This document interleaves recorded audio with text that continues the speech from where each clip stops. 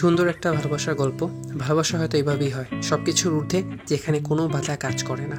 আসসালামু আলাইকুম everyone, welcome to master talkies 01।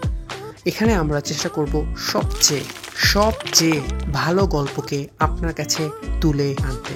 নিঃসন্দেহে প্রেমালু এই কাতারে পড়বে। মিক্স টকিজে শুনেছেন, চলেন আবার ডুব দিই প্রেমালুর জগতে।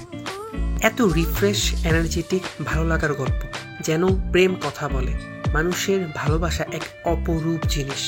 ছেলেটির সিঙ্গেল সাইডের লাভ থেকে যে পোর্ট সাইডের মানুষ পেয়ে যাবে কে জানতো। মেয়েটির এত এক্সপেকটেশন, এর পরেও সব বাধা যেন তুচ্ছ হয়ে যায়।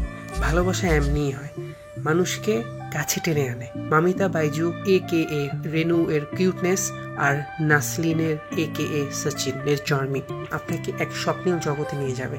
গল্প সাধারণ, কিন্তু এই সাধারণ গল্পে ভালোবাসার সুবাস ছড়িয়েছে। তা এক কথায় অসাধারণ।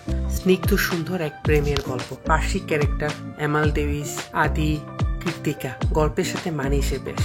সচিনের জার্নিতে বাধা বিপত্তি অনেক, তবে ঠিকই রেনুকে মানে আপনকে খুঁজে নিয়েছে। Rating 5 out of 5। এক বোতল পড়েছিল ছাদ থেকে, কথা ছিল এটা যার মাথায় পড়বে সে হবে রেনুর জীবন সঙ্গী। বোতলটি পড়েছে ঠিকই সচিনের কাছেই। এভাবেই মিলে যায় সবার ভালোবাসার গল্প। হাসি ঠাট্টার সম্মিলন যেন দর্শককে ধরে রাখবে পুরো গল্প জুড়ে।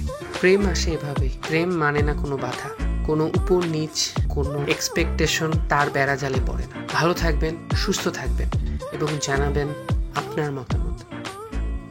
দেখা হচ্ছে নেক্সট মাস্টার টকিজে।